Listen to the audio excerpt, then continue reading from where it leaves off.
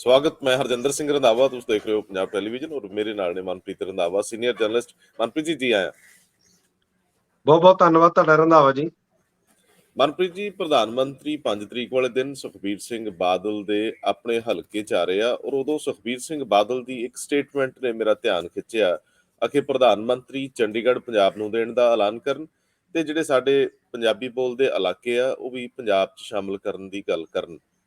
ਇਹਦੇ ਉੱਤੇ ਮੈਂ ਥੋੜਾ ਅੱਗੇ ਸਟੱਡੀ ਕੀਤਾ, ਪੀਐਮਓ ਆਫਿਸ ਦੇ ਨੇੜਲਿਆਂ ਨਾਲ ਸਾਂਝ ਬਣਾਉਣ ਦੀ ਕੋਸ਼ਿਸ਼ ਕੀਤੀ ਔਰ ਇਹ ਤੱਥ ਕੱਢਣ ਦੀ ਕੋਸ਼ਿਸ਼ ਕੀਤੀ ਕਿ ਆਖਰ ਜਿਹੜਾ ਪ੍ਰਧਾਨ ਮੰਤਰੀ ਦਾ ਇਹ ਦੌਰਾ ਹੈ ਪੰਜਾਬ ਦਾ, ਇਹਦੇ ਵਿੱਚੋਂ ਕੀ ਨਿਕਲਣ ਵਾਲਾ ਹੈ।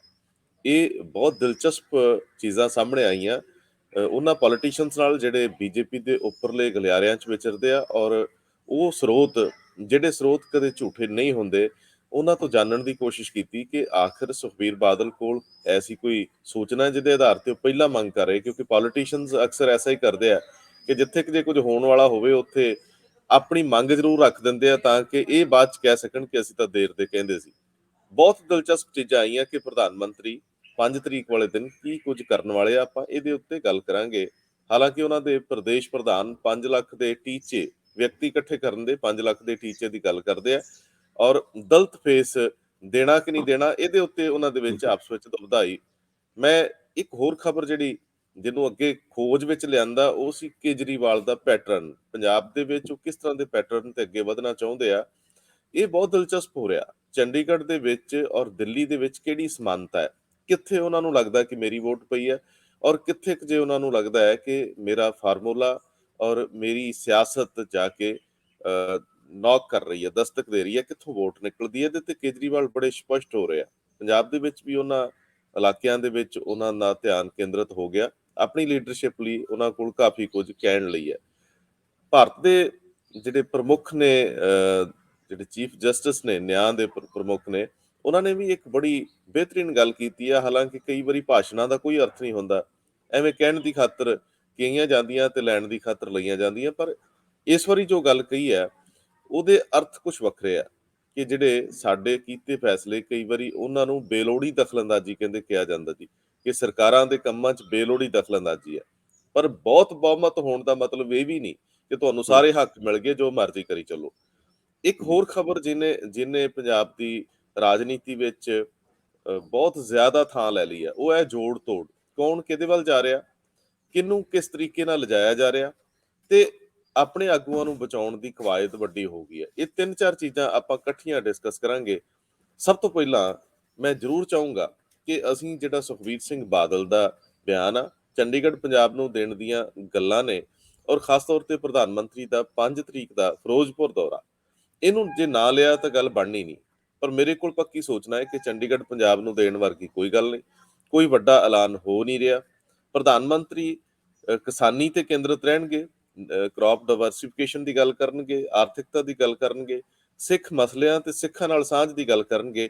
ਕਈ ਐਸੀਆਂ ਗੱਲਾਂ ਨੇ। ਹੁਣ ਮੈਨੂੰ ਤੁਸੀਂ ਜਰਾ ਸਮਝਾਇਓ ਇਸ ਮਾਮਲੇ 'ਚ ਕਿ ਪ੍ਰਧਾਨ ਮੰਤਰੀ ਦੇ ਇਸ ਦੌਰੇ ਨੂੰ ਨਰੋਲ ਚੁਣਾਵੀ ਦੌਰਾ ਕਹੀਏ, ਹਸਪੀਟਲ ਦਾ ਸ਼੍ਰੀ ਗਣੇਸ਼ ਕਹੀਏ, ਕਿਵੇਂ ਇਹਨੂੰ ਲਈਏ? ਪੰਜਾਬ ਦੀ ਰਾਜਨੀਤੀ ਉਸ ਦਿਨ ਬਦਲ ਸਕਦੀ ਹੈ? ਤੁਹਾਡਾ ਨਜ਼ਰੀਆ ਪਹਿਲਾਂ ਕੀ ਹੈ?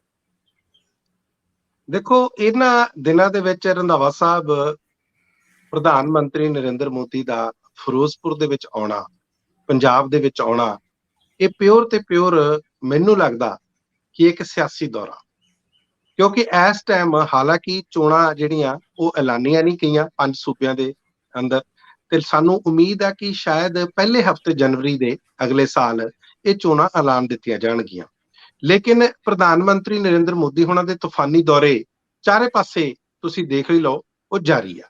ਉਹ ਉੱਤਰਾਖੰਡ ਹੋਵੇ, ਉਹ ਗੋਆ ਹੋਵੇ, ਉਹ ਉੱਤਰ ਪ੍ਰਦੇਸ਼ ਹੋਵੇ, ਇਹਨਾਂ ਸਾਰਿਆਂ ਸੂਬਿਆਂ ਦੇ ਵਿੱਚ ਉਹ ਲਗਾਤਾਰ ਜਾ ਰਹੇ ਆ। ਬਹੁਤ ਸਾਰੀਆਂ ਥਾਵਾਂ ਦਾ ਉਹ ਉਦਘਾਟਨ ਕਰ ਰਹੇ ਆ, ਨਵੇਂ ਪ੍ਰੋਜੈਕਟਸ ਦਾ ਉਦਘਾਟਨ ਕਰ ਰਹੇ ਆ, ਤੇ ਇਸ ਦੌਰਾਨ ਉਹ ਬਹੁਤ ਸਾਰੇ ਪੈਕੇਜਸ ਵੀ ਅਨਾਉਂਸ ਕਰ ਰਹੇ ਆ। ਪੰਜਾਬ ਵੀ ਆਪਣੀ ਉਮੀਦ ਕਰਦਾ ਕਿ ਸਾਨੂੰ ਜਿਹੜਾ ਆਲਰੇਡੀ 3-4 ਲੱਖ ਕਰੋੜ ਦੇ ਕਰਜ਼ੇ ਅੰਦਰ ਜਿਹੜਾ ਮਾਰ ਖਾ ਰਿਹਾ, ਔਰ ਬਾਰ-ਬਾਰ ਇਹ ਗੱਲ ਵਿਧਾਨ ਸਭਾ 'ਚ ਵੀ ਉੱਠਦੀ ਹੈ ਤੇ ਬਾਹਰ ਦੇ ਕਈ ਪਲੇਟਫਾਰਮਸ ਤੋਂ ਪੋਲੀਟੀਕਲ ਪਾਰਟੀਆਂ, ਸਿਆਸੀ ਪਾਰਟੀਆਂ ਵੀ ਉਠਾਉਂਦੀਆਂ ਕਿ ਸ਼ਾਇਦ ਪ੍ਰਧਾਨ ਮੰਤਰੀ ਆ ਕੇ ਕੋਈ ਪੰਜਾਬ ਦਾ ਬੇੜਾ ਪਾਰ ਕਰ ਜਾਣ। ਪਰ ਮੈਨੂੰ ਇਸ ਤਰ੍ਹਾਂ ਦੀ ਕੋਈ ਉਮੀਦ ਲੱਗਦੀ ਨਹੀਂ।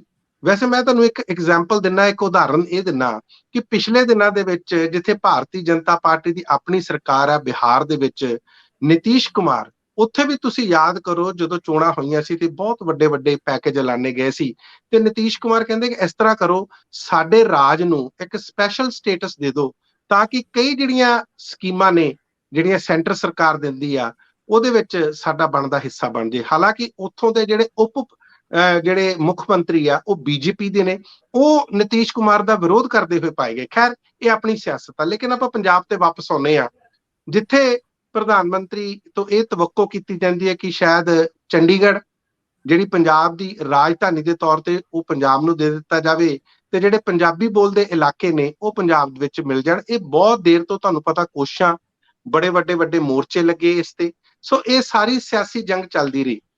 ਹੁਣ ਜਦੋਂ ਫਿਰੋਜ਼ਪੁਰ ਚੋਣਾਂ ਔਰ ਖਾਸ ਤੌਰ ਤੇ ਸੁਖਬੀਰ ਸਿੰਘ ਬਾਦਲ ਹੋਣਾ ਦੇ ਜਿਹੜੇ ਸ਼੍ਰੋਮਣੀ ਅਕਾਲੀ ਦਲ ਦੇ ਪ੍ਰਧਾਨ ਆ ਉਹਨਾਂ ਦੇ ਇਲਾਕੇ ਦੇ ਵਿੱਚ ਚੋਣਾਂ, ਤੇ ਸ਼ਾਇਦ ਸੁਖਬੀਰ ਸਿੰਘ ਬਾਦਲ ਹੋਣਾ ਨੂੰ ਵੀ ਲੱਗਦਾ ਹੋਵੇ ਕਿ ਜੇ ਇਹਦੇ ਵਿੱਚ ਸਾਡੀ ਵੀ ਕਿਸੇ ਤਰ੍ਹਾਂ ਦੀ ਕੋਈ ਕੰਟਰੀਬਿਊਸ਼ਨ ਪੈ ਜੇ ਤਾਂ ਜ਼ਰੂਰ ਆ। ਲੇਕਿਨ ਤੁਸੀਂ ਬਿਲਕੁਲ ਇਹ ਗੱਲ ਸਪਸ਼ਟ ਕਰ ਦਿੱਤੀ ਕਿ ਇਸ ਤਰ੍ਹਾਂ ਦੀ ਕੋਈ ਗੱਲ ਹੋਣੀ ਨਹੀਂ। ਜੀ ਬਹੁਤ ਦੇਰ ਪਹਿਲਾਂ ਤੋਂ ਇਹ ਕੋਸ਼ਿਸ਼ ਚੱਲ ਰਹੀ ਹੈ ਰੰਧਾਵਾ ਸਾਹਿਬ।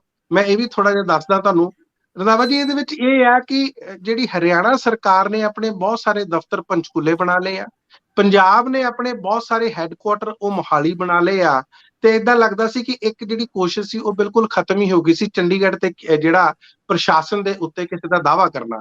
ਵੈਸੇ ਵੀ ਚੰਡੀਗੜ੍ਹ ਦੇ ਪ੍ਰਸ਼ਾਸਨ ਨੂੰ ਯੂਟੀ ਹੋਣ ਦੇ ਨਾਤੇ ਕਈ ਤਰ੍ਹਾਂ ਦੀਆਂ ਇਹਨੂੰ ਜਿਹੜੀਆਂ ਫਾਈਨੈਂਸ਼ੀਅਲ ਸੁਵਿਧਾਵਾਂ ਮਿਲਦੀਆਂ ਨੇ, ਕਈ ਪਾਸੇ ਆਉਂਦੀਆਂ ਨੇ। ਖੈਰ, ਇਸ ਤੇ ਬਾਅਦ ਚ ਗੱਲ ਕਰਾਂਗੇ। ਹੁਣ ਜਿਹੜੀ ਮੁੱਕਦੀ ਗੱਲ ਇਹ ਆ ਕਿ ਕੀ ਉਹ ਇਸ ਦਿਨ ਇਸ ਤਰ੍ਹਾਂ ਦਾ ਕੋਈ ਐਲਾਨ ਕਰ ਸਕਦੇ ਆ, ਜੀ ਜੋ ਸੰਭਾਵਨਾ ਸਾਨੂੰ ਲੱਗਦੀ ਨਹੀਂ। ਲੇਕਿਨ ਹਾਂ, ਜਿਹੜੇ ਚੋਣਾਂ ਨੇ ਉਹ ਉਹਨਾਂ ਨੂੰ ਮੱਦੇਨਜ਼ਰ ਰੱਖਦੇ ਹੋਏ ਉਹ ਜਿਵੇਂ ਖੇਤੀਬਾੜੀ ਦੇ ਕਈ ਮਸਲੇ ਆ, ਡਾਇਵਰਸਿਫਿਕੇਸ਼ਨ ਦੀ ਗੱਲ ਆ। ਹੁਣ ਡਾਇਵਰਸਿਫਿਕੇਸ਼ਨ ਦੀ ਤਾਂ ਪੰਜਾਬ ਸਰਕਾਰ ਨੇ ਵੀ, ਕਈ ਸਿਆਸੀ ਪਾਰਟੀ ਨੇ ਵੀ ਬਹੁਤ ਸਾਰੀਆਂ ਗੱਲਾਂ ਕੀਤੀਆਂ, ਜੀ ਜੀ ਜੀ ਡਾਇਵਰਸਿਫਾਈ ਕਰੋ ਜੀ। ਜੀ ਜੀ ਜੀ ਜੀ ਬਿਲਕੁਲ ਤੁਸੀਂ ਠੀਕ ਕਹਿ ਰਹੇ ਹੋ। ਲੇਕਿਨ ਇੱਕ ਦੋ ਚੀਜ਼ਾਂ ਜਿਹੜੀਆਂ ਬੜੀਆਂ ਅਹਿਮ ਨੇ, ਤੁਸੀਂ ਸ਼ੁਰੂ ਦੇ ਵਿੱਚ ਕਿਹਾ ਕਿ ਜਨਵਰੀ ਦੇ ਪਹਿਲੇ ਹਫਤੇ, ਮੈਂ ਇਹ ਵੀ ਥੋੜਾ ਜਿਹਾ, ਕਿਉਂਕਿ ਆਪਣੀ ਗੱਲ ਗੈਰ ਰਸਮੀ ਗੱਲ ਹੋਈ ਨਹੀਂ, ਆਪਾਂ ਪ੍ਰੋਗਰਾਮ ਤੋਂ ਪਹਿਲਾਂ ਬਹੁਤੀ ਗੱਲ ਕੀਤੀ ਨਹੀਂ, ਮੈਂ ਇਸ ਮਾਮਲੇ ਦੇ ਵਿੱਚ ਜਦੋਂ ਜਾਣਕਾਰੀ ਇਕੱਤਰ ਕਰ ਰਿਹਾ ਸੀ ਤੇ ਪੰਜਾਬ ਦੇ ਵਿੱਚ ਚੋਣ ਜ਼ਾਬਤੇ ਨੂੰ ਲੈ ਕੇ ਵੀ ਇੱਕ ਗੱਲ ਅੱਗੇ ਵਧੀ, ਜਿਹੜਾ ਚੋਣ ਕਮਿਸ਼ਨ ਦੇ ਨਜ਼ਰੀਓਂ, ਕਿਉਂਕਿ ਉਹ ਸਾਬਕਾ ਕੁਝ ਲੋਕ ਐਸੇ ਹੈਗੇ ਆ ਜਿਹੜੇ ਅੰਦਰ ਝਾਕ ਸਕਦੇ ਆ।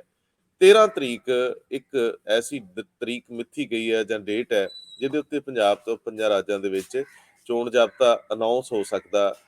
ਇਹ ਮੈਂ ਫਾਈਨਲ ਨਹੀਂ ਕਹਿ ਰਿਹਾ, ਲੇਕਿਨ 13 ਤਰੀਕ ਲਗਭਗ ਤੈਅ ਆ, ਜਾਂ 14, ਹੱਦ 13 ਜਾਂ 14 ਤਰੀਕ ਨੂੰ ਚੋਣ ਜ਼ਾਬਤਾ ਲੱਗ ਜਾਊਗਾ।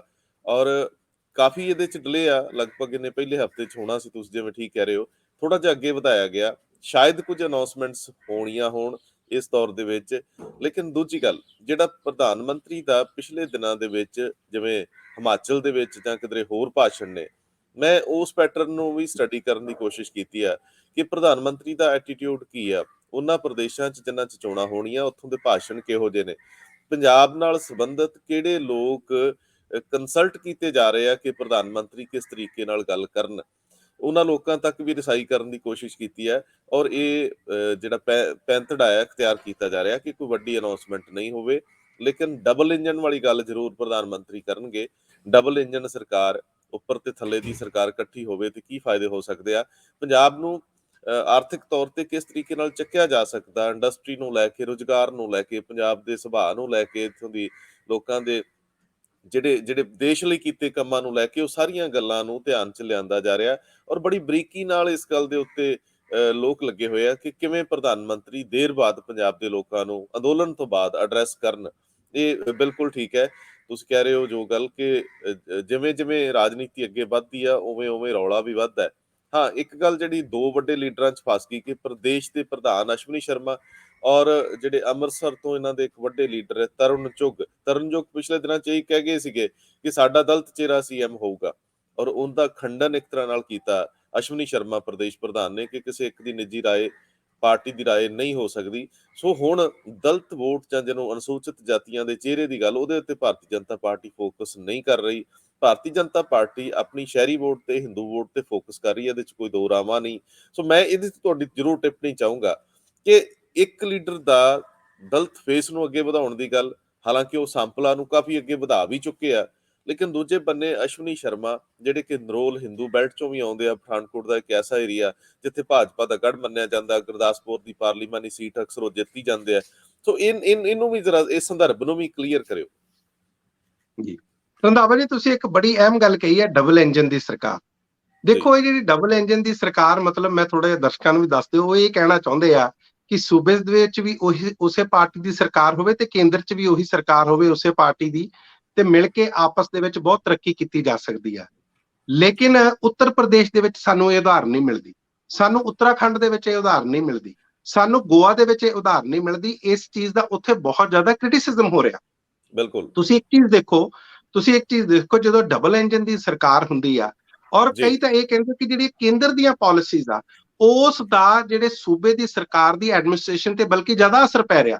ਤੁਸੀਂ ਬੇਰੁਜ਼ਗਾਰੀ ਦੀ ਗੱਲ ਕਰੋ ਜਾਂ ਕਿਸੇ ਇਕਨੋਮੀ ਦੀ ਗੱਲ ਕਰੋ, ਭਾਰਤ ਦੀ ਇਕਨੋਮੀ ਕਿਸੇ ਦਿਨ ਅਸੀਂ ਇਸ ਤੇ ਵੀ ਚਰਚਾ ਕਰ ਲਾਂਗੇ ਕਿਸ ਹਿਸਾਬ ਦੇ ਨਾਲ ਥੱਲੇ ਜਾ ਰਹੀ ਆ। ਅਨਐਮਪਲੋਇਮੈਂਟ ਜਿਹੜੀ ਆ ਉਹ ਲਗਾਤਾਰ ਵੱਧ ਰਹੀ ਆ, ਔਰ ਇਸ ਦਾ ਯੂਪੀ ਦੀਆਂ ਚੋਣਾਂ ਤੇ ਅਸਰ ਪੈ ਰਿਹਾ, ਉੱਤਰਾਖੰਡ ਦੀਆਂ ਚੋਣਾਂ ਤੇ ਅਸਰ ਪੈ ਰਿਹਾ। ਤੁਹਾਨੂੰ ਪਤਾ ਹੀ ਹੈ, ਉੱਤਰਾਖੰਡ ਦੇ ਵਿੱਚ ਤਾਂ 3 ਮੁੱਖ ਮੰਤਰੀ ਬਦਲਤੇ ਆ, 2 ਉਹਨਾਂ ਦੇ ਜੀ ਮੰਤਰੀ ਆ ਜਿਹੜੇ ਆਲਰੇਡੀ ਉਹ ਛੱਡ ਕੇ ਪਾਰਟੀ ਜਾ ਚੁੱਕੇ ਆ, ਬਹੁਤ ਸਾਰੇ ਜਿਹੜੇ ਵਿਧਾਇਕ ਆ ਆਲਰੇਡੀ ਜਾਣ ਨੂੰ ਫਿਰਦੇ ਆ। ਕਹਿਣ ਦਾ ਮਤਲਬ ਮੈਂ ਇਸ ਕਰਕੇ ਦੱਸਣਾ ਚਾਹੁੰਦਾ, ਇਸ ਸੰਦਰਭ ਤਾਂ ਦੱਸਣਾ ਚਾਹੁੰਦਾ ਕਿ ਕਈ ਵਾਰੀ ਜਿਹੜੇ ਇਹ ਸਲੋਗਨਸ ਹੁੰਦੇ ਆ, ਇਹ ਨਾਅਰੇ ਹੁੰਦੇ ਆ ਕਿ ਅਸੀਂ ਡਬਲ ਇੰਜਨ ਦੀ ਸਰਕਾਰ ਲੈ ਕੇ ਆਵਾਂਗੇ ਤਾਂ ਤੁਹਾਡੀ ਤਰੱਕੀ ਬਹੁਤ ਜ਼ਿਆਦਾ ਹੋਊਗੀ, ਕਿਉਂਕਿ ਪਾਸ ਦੇ ਵਿੱਚ, ਇਤਿਹਾਸ ਦੇ ਵਿੱਚ, ਪਿਛੋਕੜ ਦੇ ਵਿੱਚ ਇਹ ਗੱਲਾਂ ਨਜ਼ਰ ਸਾਨੂੰ ਕਿਤੇ ਆਈਆਂ ਨਹੀਂ।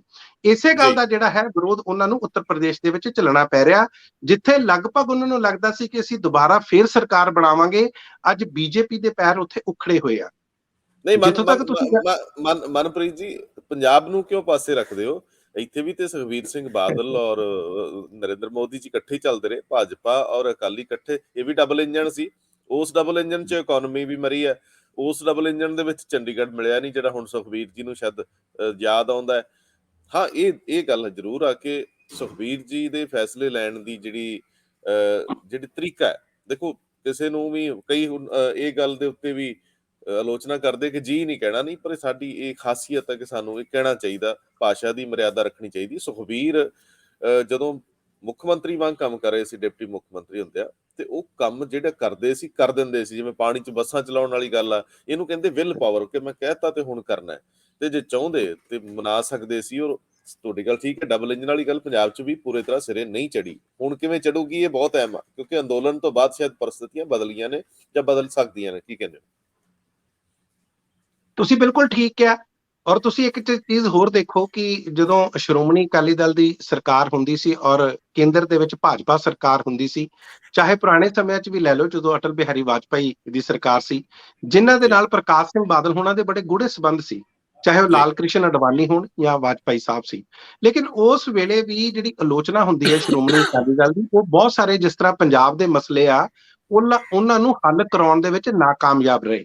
ਲੇਕਿਨ ਜੀ ਚਲੋ, ਕਹਿੰਦੇ ਹੁੰਦੇ ਦੇਰ ਆਏ ਦਰੁਸਤ ਆਏ।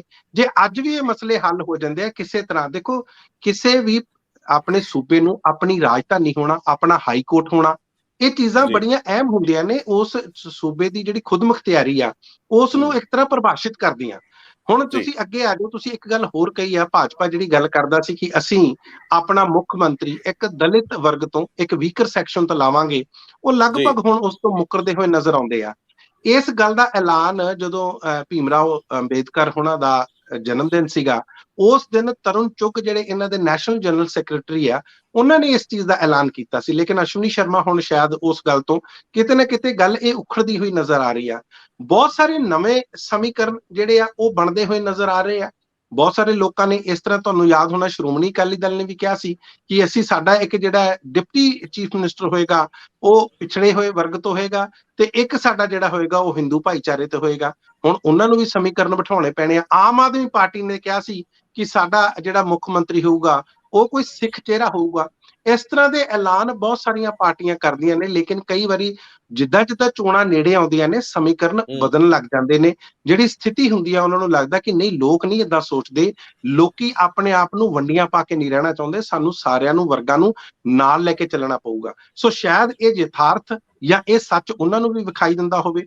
ਲੇਕਿਨ ਜਿਹੜੀ ਤੁਸੀਂ ਗੱਲ ਜਿਹੜੀ ਮੇਨ ਕਹੀ ਆ ਕਿ ਇਹਨਾਂ ਦੀਆਂ ਸਰਕਾਰਾਂ ਨਾਲ ਭਾਈਵਾਲੀ 'ਚ ਰਹੀਆਂ, ਇਹਨਾਂ ਦੀਆਂ ਨਾਲ ਗੱਠਜੋੜ ਰਹੇ ਆ, ਉਸ ਵੇਲੇ ਵੀ ਇਹ ਕੰਮ ਕਰਵਾ ਸਕਦੇ ਸੀ ਜਿਹੜੇ ਅੱਜ ਜੇ ਹੋ ਜਾਣ। ਕਿਤੇ ਨਾ ਕਿਤੇ ਇਹਨਾਂ ਨੂੰ ਲੱਗਦਾ ਕਿ ਜੇ ਪ੍ਰਧਾਨ ਮੰਤਰੀ ਅਨਾਉਂਸ ਕੁਝ ਕਰ ਦਿੰਦੇ ਆ ਤੇ ਸਾਨੂੰ ਵੀ ਸ਼ਾਇਦ ਇਹਦਾ ਸਿਹਰਾ ਮਿਲ ਜੇ। ਲੇਕਿਨ ਕੀ ਉਹ ਕਰਦੇ ਆ, ਕੀ ਨਹੀਂ ਕਰਦੇ, ਇਹ ਸਾਨੂੰ ਆਉਣ ਵਾਲੇ ਦਿਨਾਂ 'ਚ 5 ਤਰੀਕ ਨੂੰ, 5 ਜਨਵਰੀ ਨੂੰ ਪਤਾ ਲੱਗੂਗਾ।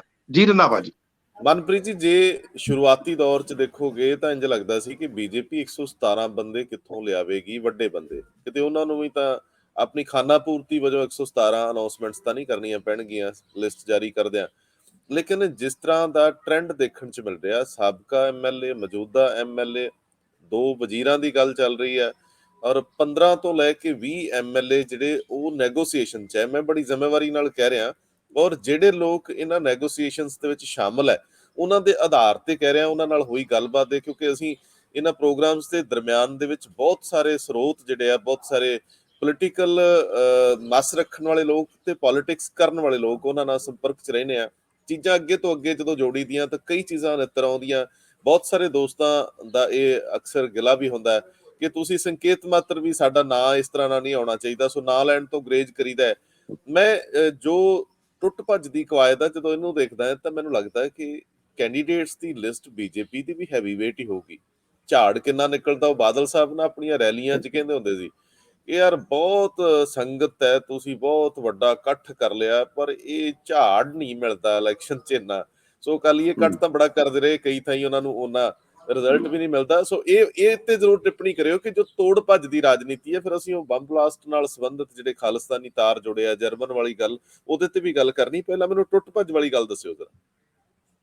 ਦੇਖੋ, ਮੈਨੂੰ ਇਹ ਲੱਗਦਾ ਕਿ ਜਿਸ ਤਰ੍ਹਾਂ ਫਤਿਹ ਜੰਗ ਸਿੰਘ ਬਾਜਵਾ ਹੋਏ ਜੀ ਜਾਂ ਬਲਵਿੰਦਰ ਸਿੰਘ ਲਾਡੀ ਹੋਏ, ਇਹ ਲੋਕ ਤਾਂ ਭੱਜੇ ਆ ਕਿ ਸ਼ਾਇਦ ਇਹਨਾਂ ਨੂੰ ਟਿਕਟ ਮਿਲਣ ਦੀ ਉਮੀਦ ਨਹੀਂ ਸੀ।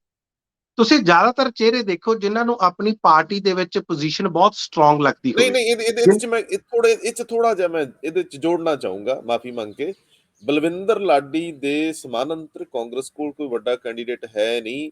ਬਲਵਿੰਦਰ ਲਾਡੀ ਨੂੰ, ਕਿਉਂਕਿ ਉਹ ਰਿਜ਼ਰਵ ਹਲਕਾ ਹੈ, ਸੋ ਟਿਕਟ ਮਿਲਣ ਦੀ ਪੋਸਿਬਿਲਿਟੀ ਕਾਫੀ ਸੀਗੀ, ਲੇਕਿਨ ਉਹਦੀ ਦੋਸਤੀ ਬਾਜਵਾ ਪਰਿਵਾਰ ਚ ਫਤਿਹ ਜੰਗ ਨਾਲ ਬਹੁਤ ਨੇੜੇ ਦੀ ਹੈ। ਗੱਲ ਦੋਸਤੀਆਂ ਦੀ ਵੀ ਨਹੀਂ। ਹੁਣ ਜੇ ਤੁਸੀਂ ਇਸ ਸਾਰੀ ਕਵਾਇਦ ਨੂੰ ਨੀਝ ਨਾਲ ਵੇਖੋਗੇ ਤਾਂ ਰਾਣਾ ਗੁਰਮੀਤ ਸੋਢੀ ਲਗਾਤਾਰ ਲੱਗੇ ਨੇ, ਮਨਜਿੰਦਰ ਸਿੰਘ ਸਿਰਸਾ ਨਾਲ ਇੰਨੇ ਲੋਕ ਸੰਪਰਕ 'ਚ ਨੇ, ਜਿਹੜੇ ਮਤਲਬ ਜੇ ਮੈਂ ਤੁਹਾਨੂੰ ਨਾਂ ਦੱਸਣੇ ਸ਼ੁਰੂ ਕਰ ਦਿਆਂ ਤਾਂ ਬੜੀ ਦੋਸਤਾਂ ਲਈ ਕਹਿ ਰਿਹਾ, ਤੁਹਾਨੂੰ ਤਾਂ ਪਤਾ ਹੀ ਹੈ, ਉਹ ਬੜੀ ਅਜੀਬ ਸਥਿਤੀ ਬਣੂਗੀ। ਸੋ ਇੱਕ ਗੱਲ ਇਹ ਹੈ ਕਿ ਗੱਲ ਟਿਕਦੀ ਵੀ ਨਹੀਂ, ਗੱਲ ਕੁਝ ਹੋਰ ਵੀ ਆ। ਉੱਪਰਲੀ ਸੱਤਾ ਨਾਲ ਜੁੜਨ ਦਾ ਇੱਕ ਭੁੱਸ ਜਿਹਾ ਪੈ ਗਿਆ ਪੰਜਾਬ ਦੇ ਵਿੱਚ, ਔਰ ਇੱਕ ਲਹਿਰ ਵੀ ਬਣ ਜਾਂਦੀ ਕਿ ਫਲਾਣਾ ਚਲੇ ਗਿਆ, ਯਾਰ ਕੋਈ ਖਾਸ ਗੱਲ ਤਾਂ ਨਹੀਂ। ਇਹ ਤੇ ਟਿੱਪਣੀ ਜ਼ਰੂਰ ਦਿਓ। ਹਾਂ, ਕਿਉਂਕਿ ਮੈਂ ਦੱਸਣ ਦੀ ਰੰਧਾਵਾ ਜੀ ਕੋਸ਼ਿਸ਼ ਕਰ ਰਿਹਾ ਸੀ, ਕਾਰਨ ਕਈ ਨੇ। ਇਹਨਾਂ ਦੇ ਵਿੱਚ ਟਿਕਟਾਂ ਨਾ ਮਿਲਣ ਦੇ ਕਾਰਨ ਵੀ ਹੋ ਸਕਦੇ ਆ, ਇਹਨਾਂ ਦੇ ਵਿੱਚ ਉੱਪਰਲੇ ਜਿਹੜੀ ਸੱਤਾ ਉਹਦੇ ਨਾਲ ਜੁੜਨ ਦੇ ਕਾਰਨ ਵੀ ਹੋ ਸਕਦੇ ਆ, ਇਹਨਾਂ ਦੇ ਵਿੱਚ ਬਾਂਹ ਵੀ ਮਰੋੜੀ ਜਾ ਸਕਦੀ ਹੈ ਜਿਨ੍ਹਾਂ ਦੇ ਪੁਰਾਣੀਆਂ ਕਾਰਗੁਜ਼ਾਰੀਆਂ ਕੁਝ ਚੰਗੀਆਂ ਨਾ ਰਹੀਆਂ ਹੋਣ, ਜਾਂ ਉਹਨਾਂ ਨੂੰ ਕਿਸੇ ਗੱਲ ਦਾ ਡਰ ਹੋਵੇ, ਖਾਸ ਤੌਰ ਤੇ ਕੇਂਦਰੀ ਏਜੰਸੀਆਂ ਤੋਂ। ਸੋ ਇਹ ਸਾਰੀਆਂ ਹੀ ਗੱਲਾਂ ਆਉਂਦੀਆਂ, ਜਾਂ ਉਹਨਾਂ ਦਾ ਜਿਹੜਾ ਮਾਹੌਲ ਆ ਉਸ ਪਾਰਟੀ ਦੇ ਵਿੱਚ ਇੰਨਾ ਸੁਖਾਵਾਂ ਨਾ ਹੋਵੇ, ਜਾਂ ਕਈ ਤਰ੍ਹਾਂ ਦੇ ਉਹਨਾਂ ਦੇ, ਮੰਨ ਲਓ ਕਿਸੇ ਦੇ ਕੈਪਟਨ ਅਮਰਿੰਦਰ ਸਿੰਘ ਨਾਲ ਹੀ ਪੁਰਾਣੇ ਸਬੰਧ ਆ, ਉਹਨਾਂ ਸਬੰਧਾਂ ਦਾ ਵਾਸਤਾ ਦੇ ਕੇ ਉਹਨਾਂ ਨੂੰ ਲੈ ਕੇ ਜਾਇਆ ਜਾ ਰਿਹਾ ਹੋਵੇ। ਸੋ ਬਹੁਤ ਸਾਰੇ ਕਾਰਨ ਆ, ਕਾਰਨ ਤਾਂ ਖੈਰ ਇਹਦੇ ਅਲੱਗ-ਅਲੱਗ ਹੋਣਗੇ, ਲੇਕਿਨ ਇੱਕ ਗੱਲ ਜ਼ਰੂਰ ਆ। ਹੁਣ ਜਿਵੇਂ ਤੁਸੀਂ ਕਾਦੀਆਂ ਦੀ ਐਗਜ਼ਾਮਪਲ ਲੈ ਲਓ, ਕਾਦੀਆਂ ਦੀ ਉਦਾਹਰਨ ਉਹ ਆ ਜਿੱਥੇ ਨਵਜੋਤ ਸਿੰਘ ਸਿੱਧੂ ਜਾ ਕੇ ਇਹਨਾਂ ਨੂੰ, ਫਤਿਹ ਜੰਗ ਸਿੰਘ ਬਾਜਵਾ ਨੂੰ ਥਾਪੀ ਦੇ ਕੇ ਆਏ ਸੀ, ਤੇ ਬਾਅਦ ਚ ਪ੍ਰਤਾਪ ਸਿੰਘ ਬਾਜਵਾ ਤੇ ਆਪਸ ਚ ਭਰਾਵਾਂ ਦੀ ਉੱਥੇ ਜੰਗ ਹੋਣ ਦੀ ਉਮੀਦ ਸੀ ਕਿ ਫਾਈਨਲੀ ਜਿਹੜੀ ਹੈ ਚੋਣ ਉੱਥੋਂ ਕੌਣ ਲੜੂਗਾ। ਖੈਰ, ਕਾਂਗਰਸ ਦੀ ਇਹ ਸਮੱਸਿਆ ਤਾਂ ਹੁਣ ਹੱਲ ਹੋ ਗਈ ਆ, ਲੇਕਿਨ ਕੀ ਹੁਣ ਕਾਂਗਰਸ ਦੇ ਜਿਹੜੇ ਨਵੇਂ, ਹੁਣ ਪ੍ਰਤਾਪ ਸਿੰਘ ਬਾਜਵਾ ਜਾਂ ਫਤਿਹ ਜੰਗ ਸਿੰਘ ਬਾਜਵਾ ਹੁਣ ਬੀਜੇਪੀ ਤੋਂ ਉੱਥੋਂ ਕਾਦੀਆਂ ਤੋਂ ਇਲੈਕਸ਼ਨ ਲੜਨਗੇ? ਇਸ ਦੀ ਵੀ ਸਾਰੀਆਂ ਕਿਆਸ ਰਾਈਆਂ ਲਾਈਆਂ ਜਾ ਰਹੀਆਂ ਨੇ। ਤੁਸੀਂ ਜਿਵੇਂ ਗੱਲ ਕੀਤੀ ਆ ਸ਼੍ਰੀ ਹਰਗੋਬਿੰਦਪੁਰ ਦੀ, ਜਿੱਥੋਂ ਬਲਵਿੰਦਰ ਸਿੰਘ ਲਾਡੀ ਆਉਂਦੇ ਆ, ਚਾਹੇ ਉਹ ਰਿਜ਼ਰਵ ਹਲਕਾ, ਚਾਹੇ ਉਹ ਇਕੱਲੇ ਹੋਣ। ਕਈ ਵਾਰੀ ਇਕੱਲੇ ਰਹਿੰਦੇ ਹੋਏ ਵੀ ਰੰਧਾਵਾ ਜੀ ਇਹ ਹੁੰਦਾ ਕਿ ਜਦੋਂ ਕਿਸੇ ਵਿਅਕਤੀ ਨੇ ਉੱਥੇ ਕੰਮ ਕੋਈ ਬਹੁਤ ਜ਼ਿਆਦਾ ਵਧੀਆ ਨਾ ਕੀਤੇ ਹੋਣ, ਜੇ ਅਸੀਂ ਸਾਰੀ ਕਾਂਗਰਸ ਦੀ ਕਾਰਗੁਜ਼ਾਰੀ ਲਾਈਏ ਪਿਛਲੇ 5 ਸਾਲਾਂ ਦੀ, ਕੋਈ ਬਹੁਤ ਜ਼ਿਆਦਾ ਵਧੀਆ ਕੰਮ ਆਏ ਨਹੀਂ। ਹਾਲਾਂਕਿ ਜਿਹੜੇ ਕੈਪਟਨ ਅਮਰਿੰਦਰ ਸਿੰਘ ਦਾਅਵੇ ਕਰਦੇ ਰਿਹਾ ਕਿ ਮੈਂ ਤਾਂ 92% ਆਪਣੇ ਵਾਅਦੇ ਪੂਰੇ ਕਰਤੇ ਆ, ਫਿਰ ਕਾਂਗਰਸ ਨੇ ਕਮਾਲ ਹੀ ਕਰਤਾ, ਤੇ ਫਿਰ ਉਹ ਆਪਣੇ ਜਿਹੜੇ 3 ਮਹੀਨੇ ਬਾਕੀ ਰਹਿੰਦੇ ਆ, ਉਹ ਕਾਂਗਰਸ ਨੂੰ ਕੋਸ਼ਣ ਨਾ ਵੀ ਤੁਸੀਂ ਕੁਝ ਕਰਦੇ ਨਹੀਂ। ਦਰਅਸਲ ਇਸ ਚੀਜ਼ ਦਾ ਜਿਹੜਾ ਹੈਗਾ ਨਤੀਜਾ, ਜਾਂ ਇਸ ਚੀਜ਼ ਦਾ ਰਿਜ਼ਲਟ, ਉਹ ਤਾਂ ਲੋਕ ਦੇਣਗੇ ਕਿ ਕੰਮ ਕੀਤੇ ਆ ਜਾਂ ਨਹੀਂ ਕੀਤੇ। ਲੇਕਿਨ ਇਹ ਗੱਲ ਜ਼ਰੂਰ ਆ ਕਿ ਜਿਹੜੇ ਭੱਜੋ ਭਜਾਈ ਪਈ ਹੋਈ ਆ, ਜੋ ਇੱਕ ਦੂਸਰੇ ਹਫੜਾ ਦਫੜੀ ਪਈ ਹੋਈ ਆ, ਬਹੁਤ ਸਾਰੇ ਲੋਕਾਂ ਨੂੰ ਲੱਗਦਾ ਕਿ ਸਮਾਂ ਹੈਗਾ, ਔਰ ਇਸ ਗੱਲ ਦੇ ਵਿੱਚ ਕੋਈ ਦੋ ਰਾਵਾਂ ਨਹੀਂ ਕਿ ਭਾਜਪਾ ਕੋਲੇ 117 ਕੈਂਡੀਡੇਟ ਨਹੀਂ ਸੀਗੇ, ਉਹਨਾਂ ਦਾ ਆਪਣਾ ਕੈਡਰ ਉਸ ਥਾਂ ਤੱਕ ਨਹੀਂ ਸੀ ਪਹੁੰਚਦਾ। ਇਸੇ ਕਰਕੇ ਉਹਨਾਂ ਨੂੰ ਵੱਖਰੇ ਵੱਖਰੇ ਲੋਕਾਂ ਦੀ ਕੋਈ ਕਾਂਗਰਸ ਚੋਂ ਤੋੜ ਭੰਨ ਕਰਨਗੇ, ਕੋਈ ਸ਼੍ਰੋਮਣੀ ਅਕਾਲੀ ਦਲ ਚੋਂ ਤੋੜ ਭੰਨ ਕਰਨਗੇ, ਜਾਂ ਕੋਈ ਸੁਖਦੇਵ ਸਿੰਘ ਢੀਂਡਸਾ ਨਾਲ ਕੈਪਟਨ ਅਮਰਿੰਦਰ ਸਿੰਘ ਨਾਲ, ਤਾਂ ਜਾ ਕੇ ਇਹਨਾਂ ਦਾ ਕੁਨਬਾ ਪੂਰਾ ਹੋਣਾ, ਤਾਂ ਜਾ ਕੇ ਇਹਨਾਂ ਨੂੰ ਲੱਗਣਾ ਕਿ ਸ਼ਾਇਦ। ਔਰ ਉਸ ਤੋਂ ਬਾਵਜੂਦ ਵੀ ਕੀ ਲੋਕਾਂ ਦਾ ਜੋ ਗੁੱਸਾ ਬਣਿਆ ਹੋਇਆ ਸੀ, ਜਾਂ ਜਿਸ ਤਰ੍ਹਾਂ ਦਾ ਉਹਨਾਂ ਦੇ ਭਾਜਪਾ ਦੇ ਅਗੇਂਸਟ ਇੱਕ ਤਰ੍ਹਾਂ ਦੀ ਲਹਿਰ ਚੱਲ ਰਹੀ ਸੀ, ਕਿ ਉਸ ਨੂੰ ਇਹ ਰੋਕਣ ਦੇ ਵਿੱਚ ਕਾਮਯਾਬ ਹੋਣਗੇ? ਇਹ ਬੜਾ ਮਿਲੀਅਨ ਡਾਲਰ ਕੁਐਸਚਨ ਜਿਵੇਂ ਕਹਿੰਦੇ ਆ ਹੈ। ਲੇਕਿਨ ਹਜੇ ਤੱਕ ਠੀਕ ਹੈ, ਇੱਕ ਮਾਹੌਲ ਬਣਾਉਣ ਦੀ ਕੋਸ਼ਿਸ਼ ਕੀਤੀ ਜਾ ਰਹੀ ਹੈ ਕਿ ਸਾਡੇ ਵੱਲ ਉਹ ਵੀ ਆ ਗਿਆ, ਇਹ ਵੀ ਆ ਗਿਆ, ਪਰ ਕੀ ਉਹ ਜਿੱਤਣ ਦੇ ਕਾਬਿਲ ਹੈ, ਇਹ ਲੋਕ ਦੱਸਣਗੇ। ਜੀ ਰੰਧਾਵਾ ਜੀ।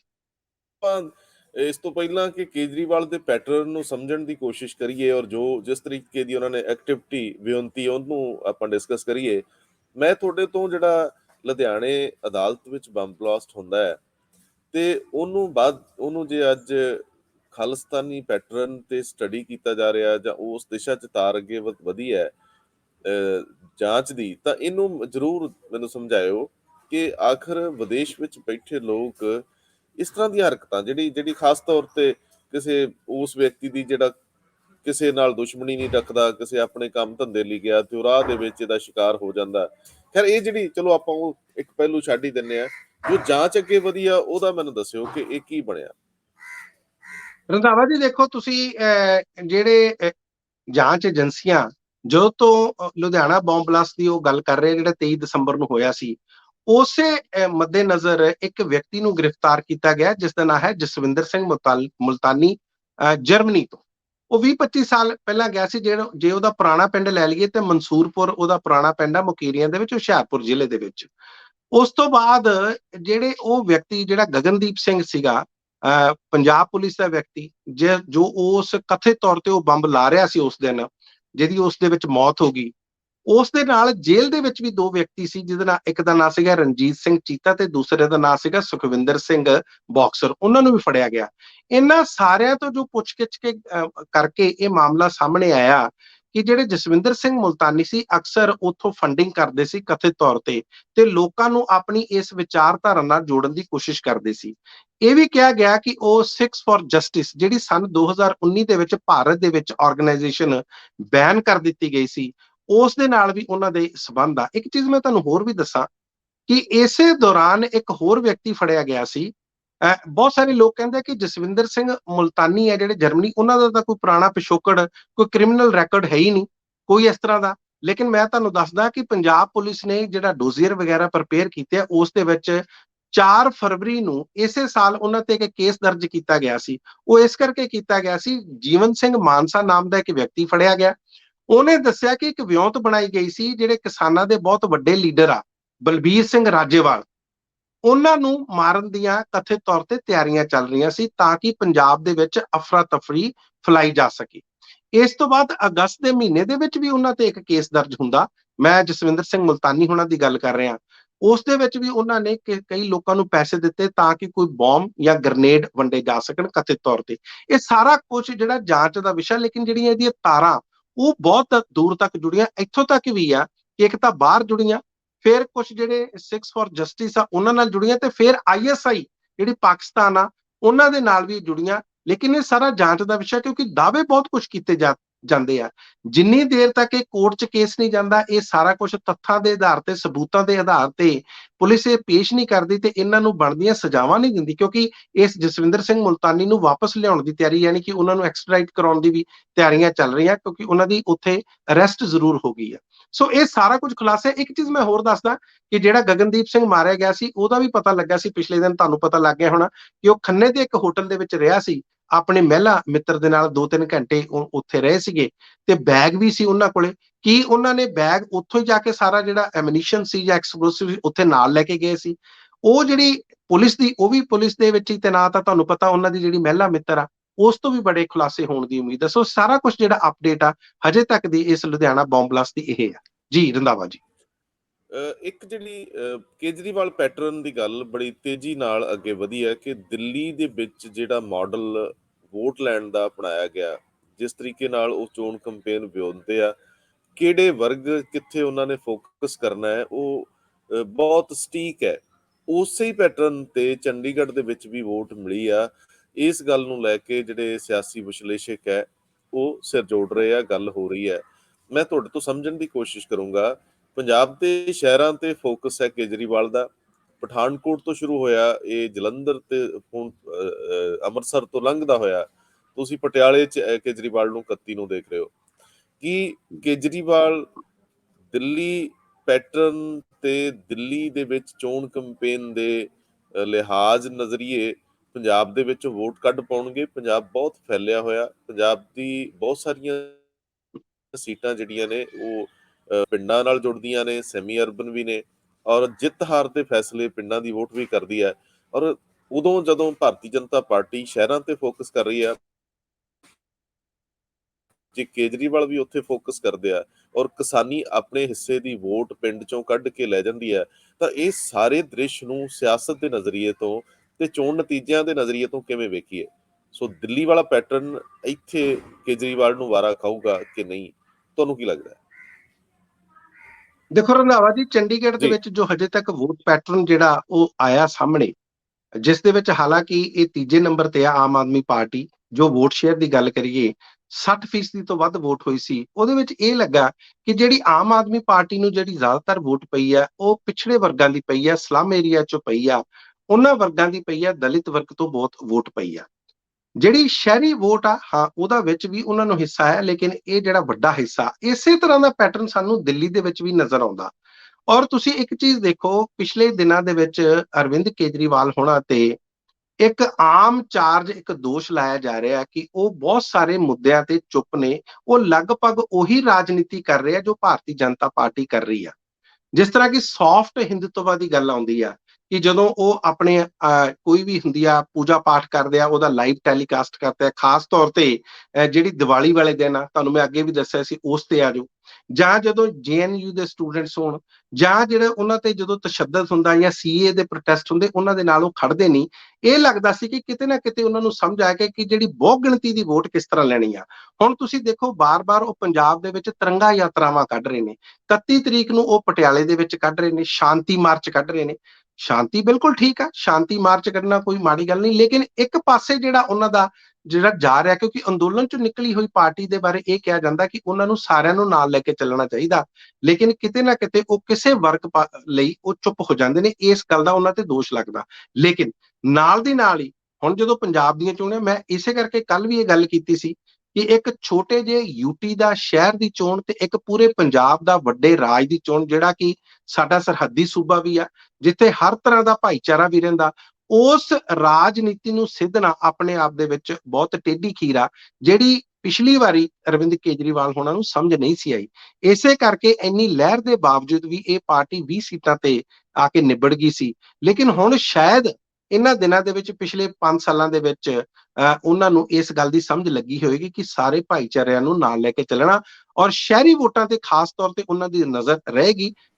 ਦਿੱਲੀ ਤੁਹਾਨੂੰ ਪਤਾ ਹੀ ਹੈ, ਪ੍ਰਾਇਮਰੀਲੀ ਉਹ ਇੱਕ ਸ਼ਹਿਰੀ ਆ, ਅਰਬਨ ਮੈਟਰੋਪੋਲੀਟਨ ਆ। ਹਾਲਾਂਕਿ ਉੱਥੇ ਮੈਂ ਤੁਹਾਨੂੰ ਇਹ ਵੀ ਦੱਸਦਾ 320 ਦੇ ਕਰੀਬ ਛੋਟੇ-ਛੋਟੇ ਆਸੇ-ਪਾਸੇ ਪਿੰਡ ਵੀ ਪੈਂਦੇ ਆ, ਲੇਕਿਨ ਆਮ ਤੌਰ ਤੇ ਜ਼ਿਆਦਾ ਜਿਹੜਾ ਮੈਜੋਰਿਟੀ ਹਿੱਸਾ ਉਹ ਅਰਬਨਾਈਟ ਆ। ਸੋ ਇਹ ਦੇਖਦੇ ਆ ਕਿ ਇਸ ਚੀਜ਼ ਨੂੰ ਹੁਣ ਅਰਵਿੰਦ ਕੇਜਰੀਵਾਲ ਕੈਸ਼ ਕਰਨ ਚ, ਕਿਉਂਕਿ ਲੋਕ ਕਹਿੰਦੇ ਆ ਜੇ ਹਿੰਦੂਤਵਾ ਦੀ ਗੱਲ ਕਰਨੀ ਹੈ ਤਾਂ ਫਿਰ ਜਿਹੜੇ ਓਰੀਜਨਲ ਹਿੰਦੂਤਵਾ ਕਰਦੇ ਆ ਉਹ ਭਾਜਪਾ ਕਰਦੀ ਹੈ, ਤਾਂ ਫਿਰ ਉਹਨਾਂ ਦੇ ਨਾਲ ਹੀ ਕਿਉਂ ਨਾ ਜੁੜ ਜਾਈਏ, ਫਿਰ ਅਸੀਂ ਉਹਨਾਂ ਦੀ ਕਾਰਬਨ ਕਾਪੀ ਵੱਲ ਕਿਉਂ ਜਾਈਏ।